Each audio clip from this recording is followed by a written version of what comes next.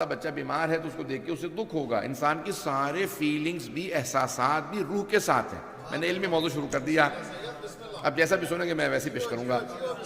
تو ذرا گرامی اب یہ آئیے ذرا میں ایک اور دلیل پیش کر دیتا ہوں. اب یہ خود انگریزی میں کہتے ہیں کہ اصطلاح ہے, لفظ ہے انگلش کا ڈیجا وو.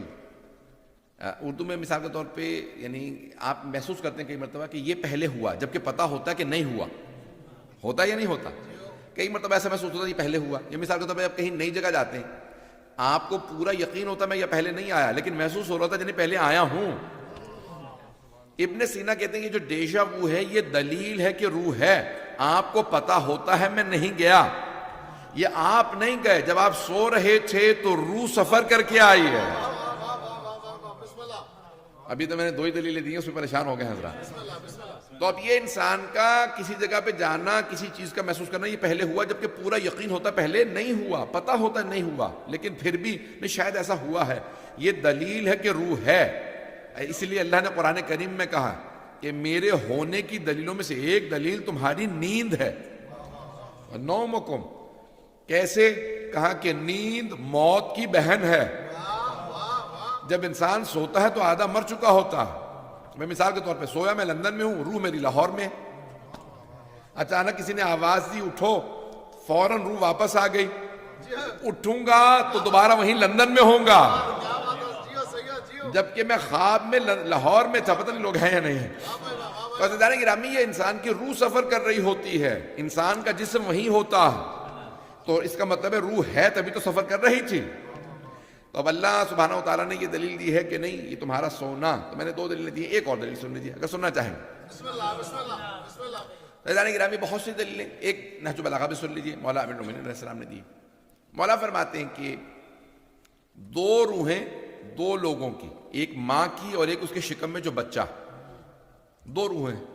ماں کی روح الگ ہے, بچے کی الگ ہے. کئی مرتبہ سننے میں آیا کہ ماں کے شکم میں بچے کا انتقال ہو گیا. کہاں کبھی سوچا, ماں کو پتہ بھی نہیں چلا, اور شکم سے بچہ اس کی روح پرواز کر گئی. کبھی سوچا کہ پہلے سے آیا فرشتہ پیٹ میں موجود تھا, جس نے بچے سے کہا بھی تمہاری روح کے جانے کا وقت آ گیا, یہ روح یہیں رہے گی. جو روح اندر تھی وہ چلی گئی, جو باہر اسے محسوس بھی نہیں ہوا. پتہ نہیں لوگ ہیں یا نہیں. مولا فرماتے آیا فرشتہ اندر پہلے سے موجود تھا, یا اس نے آنے کے بعد ایک کو روکا دوسرے کو لے گیا. پتہ نہیں لوگ ہیں یا نہیں. یا شکم میں کس طرح سے داخل ہوا اور بچے کو نکال کے لے گیا. مولا فرماتے ہیں ابھی تک تمہیں روح سمجھ نہیں آئی. تم اس خدا کا انکار کر رہے ہو جس نے روح کو بنایا. وَهُوَ اللَّطِيفُ الْخَبِيرُ, جبکہ وہ لطیف و خبیر ہے. اب انگریزی میں جو لطیف کا ترجمہ کیا گیا وہ ہے سٹل. آپ لوگ کہتے ہیں سٹل, یعنی میرا جسم آپ محسوس کر سکتے ہیں, روح کو نہیں کر سکتے. آپ لوگ تو ایسے بیٹھے جیسے کر سکتے ہیں. ہوا کو آپ محسوس نہیں کر سکتے, پکڑ نہیں سکتے ہاتھ میں, محسوس نہیں ہوتی, چل رہی ہے. لیکن ہوا پھر بھی دیوار کے پیچھے, کھڑکی کے پیچھے, دروازے کے پیچھے رک جاتی ہے. روح, ہوا بھی لطیف ہے لیکن روح اتنی لطیف ہے کہ دروازوں دیواروں کے پیچھے ہوا رک جاتی ہے لیکن روح نہیں رکتی. روح اس دیوار سے بھی پار ہو جاتی ہے. جب اس کے وقت آ جاتا ہے تو وہ پار ہو جاتی ہے. روح کو کوئی چیز رکاوٹ نہیں ہے.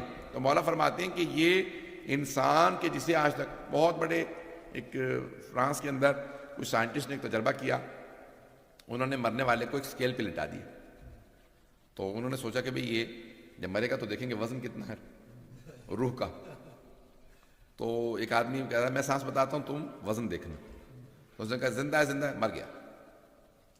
اس نے کہا نہیں کوئی فرق نہیں پڑا. اس کا مطلب ہے روح کو کوئی وزن نہیں ہے. پتہ نہیں لوگ ہیں یا نہیں. اتنی لطیف ہے کہ وزن نہیں. پھر ایک جار میں رکھا گیا کہ دیکھیں رنگ کیا ہوگا اس کا. رنگ بھی معلوم نہیں ہوا.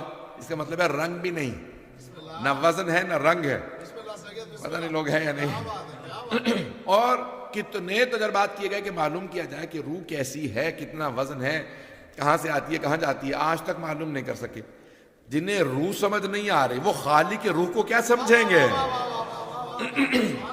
عزیزان گرامی یہ روح کی باریکیاں میں پیش کر رہا تھا کہ یہ روح ہے. اب یہ جسم سے نکلتی ہے. میں نے اتنا وقت لے لیا صرف روح کو ثابت کرنے کے لیے، جبکہ میں جلدی چلنا چاہ رہا تھا، لیکن کیا کروں کہ یہ تھوڑا سا پیچیدہ علمی مسئلہ ہے. تو عزیزان گرامی، اللہ کہہ رہا ہے کہ کل نفس ذائقۃ الموت، ہر نفس کو موت کا ذائقہ چکھنا. ذائقہ جب کہہ دیتے ہیں کہ ذائقۃ الموت تو اس میں مزہ چکھنا ہی ہے، ذائقہ چکھنے الگ الگ چیزیں نہیں ہیں.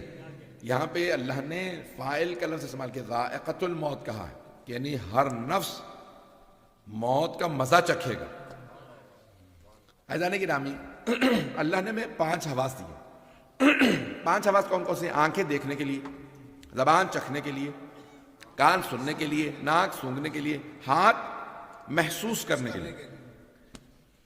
اب محسوس کرنے کے لیے ہاتھ ہے، چکھنے کے لیے زبان ہے. اللہ کہہ رہا ہے کل نفس ذائقۃ الموت، ہر نفس موت کا مزہ چکھے گا.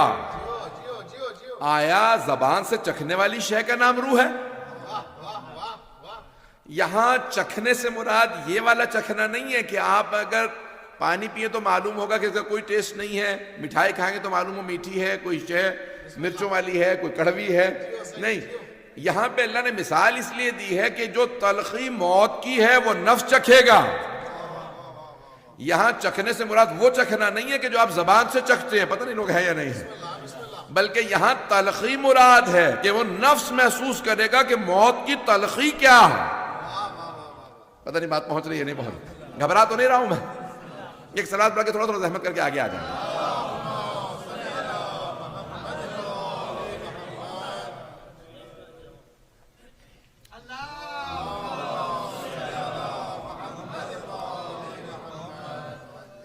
توجہ ہے نا میرے ساتھ؟ جاری رکھوں یہی موضوع. تو اب یہ انسان کا جو ہے وہ اللہ سبحانہ وتعالیٰ کہہ رہا ہے کل نفس ذائقۃ الموت، یعنی ہر نفس اس موت کی تلخی کو محسوس کرے گا کہ تلخ ہے. اور سخت ہے بعض افراد کے لیے، بعض افراد کے لیے بہت موت جو ہے وہ آسان بھی ہے، اور بہت سے لوگوں کے لیے صرف آسان نہیں ہے بلکہ اس میں لذت ہے. میں جملہ تو کہہ گیا ہوں. میں آپ میٹھا کھاتے ہیں تو لذت محسوس ہوتی ہے نا، پتہ نہیں لوگ ہیں یا نہیں. کچھ لوگوں کے لیے موت لذت بخش ہے. عزیزان گرامی، جب ہاتھوں میں سیب ہوں، سامنے سے یوسف گزر رہے ہوں تو ہاتھ کٹ جاتا ہے، پتہ نہیں چلتا، بلکہ کئی مرتبہ انسان وہ نظارہ ایسا ہوتا ہے کہ اسے تسکین مل رہی ہوتی ہے. ہاتھ کٹ رہے ہیں لیکن تسکین ہے. پتہ نہیں لوگ ہیں یا نہیں. مولا امیر المؤمنین فرماتے ہیں کہ 1000 ضربتوں میں ذبح ہونا مجھے بستر مرگ سے زیادہ عزیز ہے، کیونکہ شہادت میں لقاء اللہ ہے. ہمیں موت آئے گی تو سکون و تسکین ہوگی کیونکہ سامنے امیر المؤمنین ہوں گے.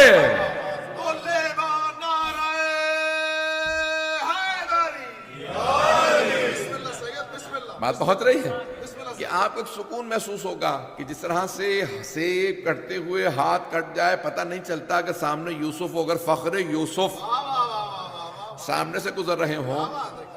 مرحوم سید عبد الکریم کشمیری سے سوال کیا کسی نے، بہت بڑے ہمارے عارف گزرے ہیں، بہت بڑا. ان کے دادا مرحوم سید محمد حسن کشمیری، جن کے والد بہرحال عبداللہ کشمیری گئے تھے کشمیر سے، جس وجہ سے سارے خاندان کا نام کشمیری پڑا.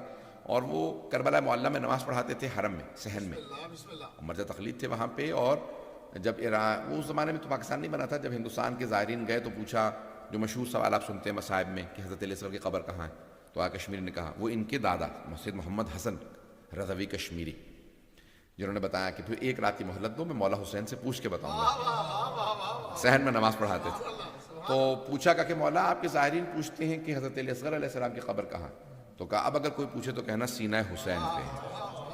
تو یہ انہوں نے جواب دیا تھا. تو ان کے پوتے بہت بڑے عارف گزرے ہیں، سید عبد الکریم کشمیری کے نام سے تھے، عبد الکریم رضوی کشمیری. تو بہرحال ان سے سوال کیا، کہا کہ بھئی حضرت یوسف زیادہ خوبصورت ہے یا سرور کائنات؟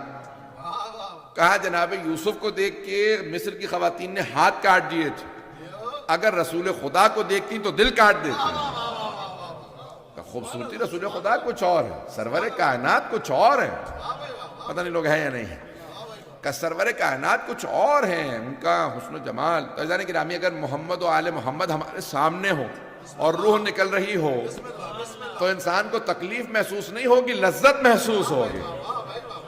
اس لیے بہت سے لوگوں کے لیے موت تسکین بخش ہے، لذت بخش ہے، مشکل نہیں ہے۔ جانے گرامی پیش کر رہا ہوں تو موت بہت سے افراد کے لیے تلخ بھی ہوتی ہے، جیسے کانٹوں کے اوپر یا کیلوں کے اوپر باریک کپڑا ڈال دیا جائے، اسے کھینچا جائے تو کہا ایسی تلخ بھی ہوتی ہے، اور بہت سوں کے لیے ایسی ہے جیسے جو معصوم نے مثال دی ہے کہ پھول جب سونگ رہے ہوتے ہیں تو اس کی خوشبو ناک میں منتقل ہو جاتی ہے، لیکن پتہ نہیں چلتا، پھول باقی بھی رہتا ہے اور خوشبو ناک میں چلی بھی جاتی ہے، اور انسان خوشی محسوس کر رہا ہوتا ہے کہ کچھ کے لیے موت ایسی ہوگی جیسے پھول سے خوشبو جدا ہو رہی ہوتی ہے، لیکن پھول کو پتہ نہیں چلتا، خوشبو جا رہی، پتہ نہیں لوگ ہیں یا نہیں ہیں۔ کچھ لوگوں کی موت ایسی ہوگی کہ اتنی ان کے لیے لذت بخش ہوگی کہ جیسے پھول سے خوشبو ہر جگہ جا رہی ہوتی ہے۔ کہا کہ مولا یہ کس کے لیے؟ کہا ہمارے چاہنے والوں کے لیے موت ایسی ہوگی۔ جانے گرامی اس لیے موت بہت سے افراد کے لیے وہ بالکل جیسے خوشبو پھول سے منتقل ہو رہی ہوتی ہے، تلخ محسوس نہیں ہوگی، آپ کو تلخی نہیں ہوگی۔ اب یہ انسان اپنے آپ کو اتنا معیار بلند کر لے کہ آل محمد کی خوشبو اس کے اندر اتنی معطر ہو کہ اسے موت کی تلخی محسوس نہ ہو۔ جانے گرامی موت ہے، بہرحال اب میں بہت سے